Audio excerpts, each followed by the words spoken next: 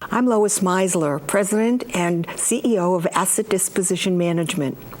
Our mission is to deliver a complete selection of the highest quality mortgage default resolution services to our clients, allowing clients the option of choosing one or more specific services from us or our power unmatched end-to-end solution. We believe in the power of our people supported by technology, not the reverse. And we believe that the customer is best served when each of our departments works seamlessly with the next to deliver top results without ever dropping the ball or passing the buck. Our philosophy is simple. If you've got a problem, so do we. That's why you can count on us to treat your problems like they're our problems. We bring excellence, compassion, experience, drive, agility, and more to the table. Always operating at peak performance, always competing for your admiration, respect, and trust, because we know that superb service and nothing else is what maintains our relationship with you. We're not very good golfers, so we keep our focus on being outstanding borrower, counselors, and asset managers, because when we win, you win. From technological breakthroughs to innovative business strategies, from manufacturing to e-commerce, from telecommunications to the home computer. On World Business Review with Alexander Haig.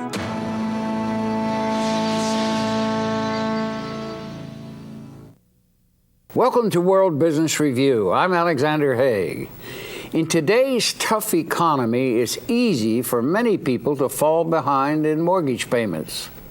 In the past, the mortgage industry has made mistakes in the foreclosure cycle, and it's important that they be corrected in the future. Here for this discussion are three companies that comprise Default Resolution Alliance. Lois Meisler is the President and CEO of Asset Disposition Management.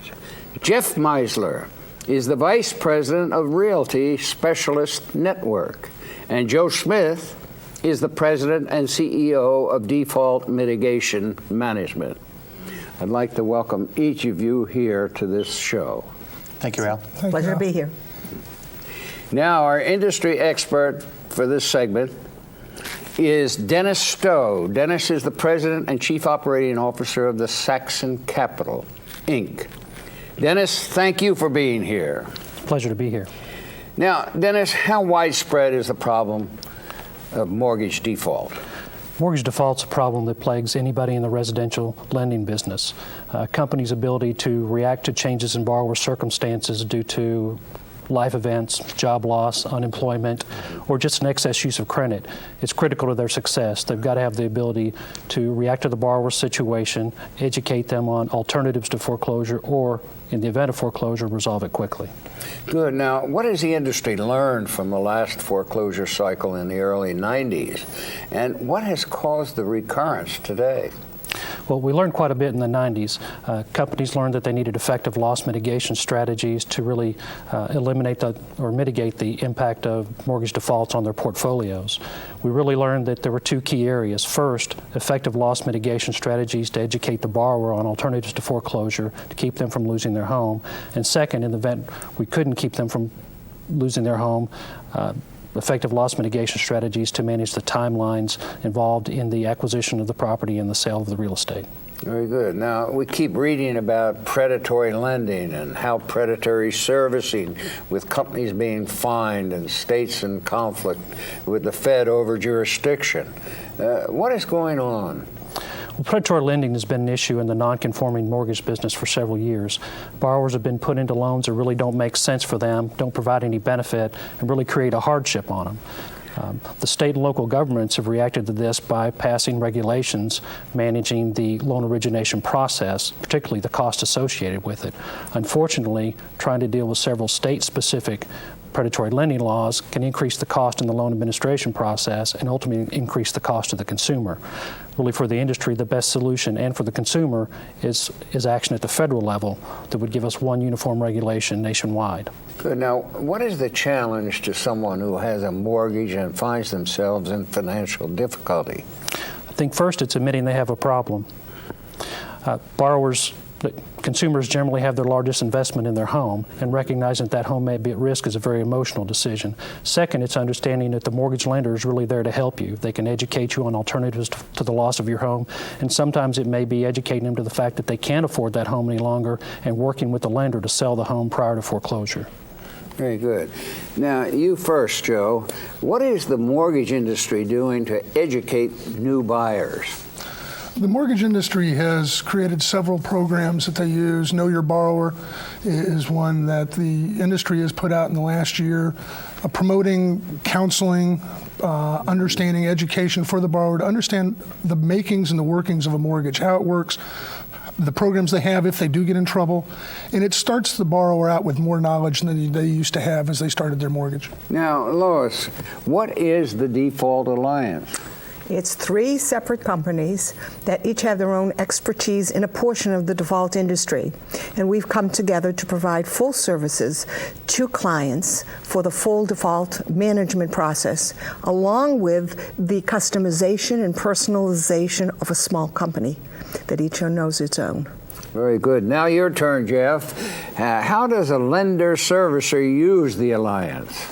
Well, Al, the Alliance actually provides a multiple choice solution for the lender. This allows them to either select the entire default solution that we provide or any of the particular services that any of the individual companies can do. Good.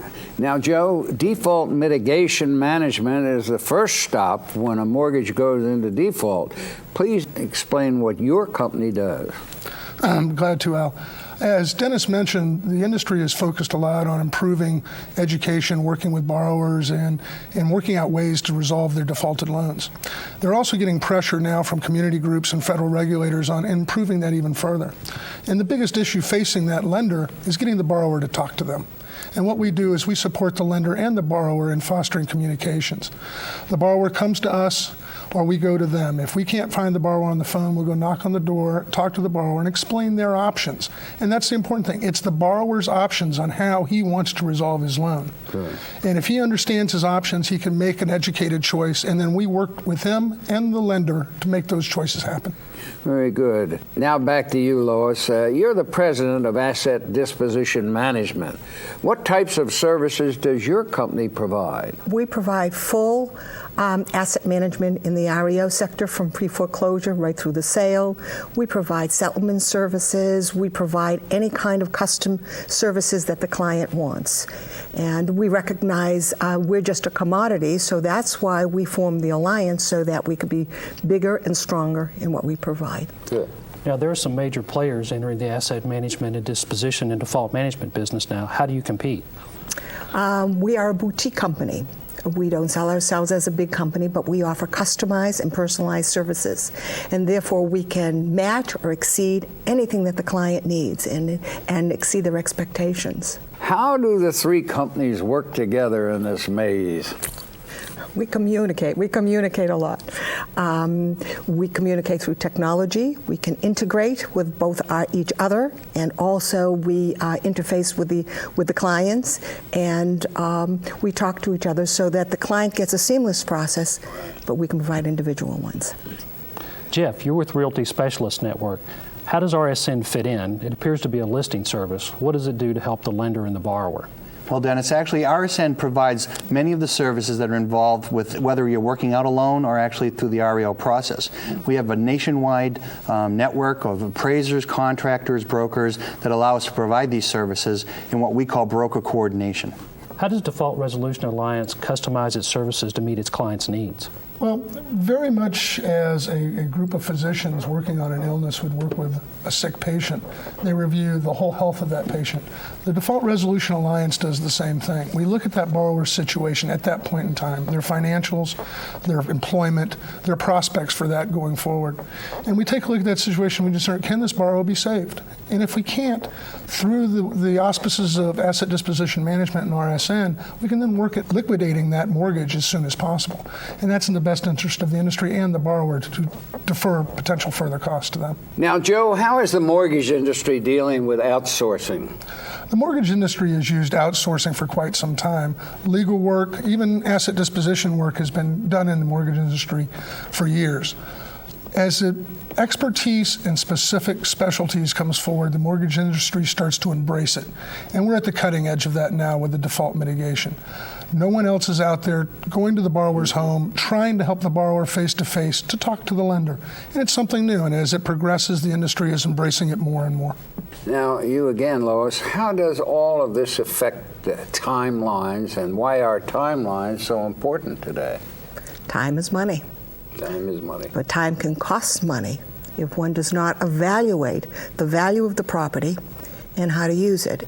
Now, Jeff, you operate the website findandbuyahome.com. What makes it unique from the other website listings for REOs? Well, our website's a retail website.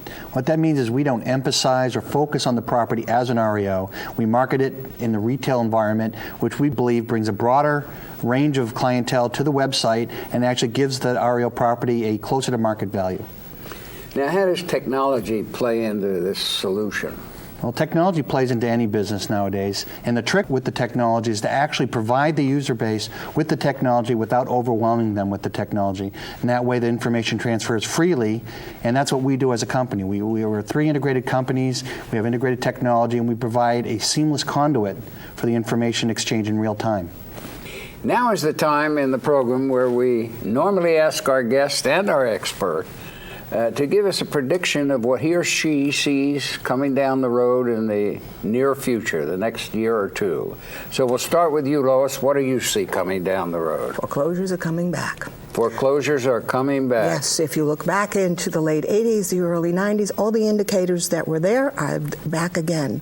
Default is up, consumer debt is up, interest rates have been kept down, and that has caused a very much longer real estate cycle. There are bubbles waiting to burst, and with an uptick in the interest rates, people are going to start being in trouble and losing their homes.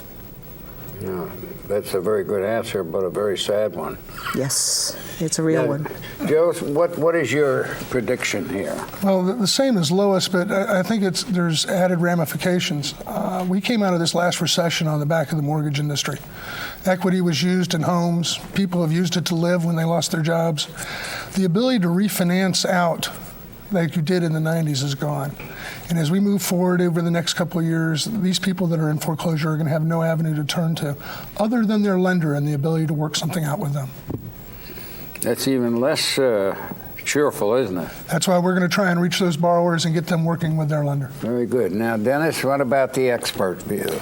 Well, I'd have to agree with a lot of what the panel said. We are facing a rising interest rate environment. People have been using the equity out of their homes, sometimes borrowing 125% of the value of their home.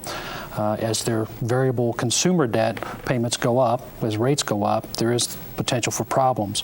What I think we'll see over the next 2 years is an industry that's much better prepared to handle the mortgage defaults, much better understanding of the consumer's needs, and companies that are creatively using existing technology to gather more information about the borrower's situation and in effect, better able to handle it for them. I think what we're going to see in the end is that the defaults this time around won't have as large an impact on the portfolio and probably not as bad an impact on the consumers. Very good. Now, once again, we're forced to conclude a most interesting and highly relevant discussion.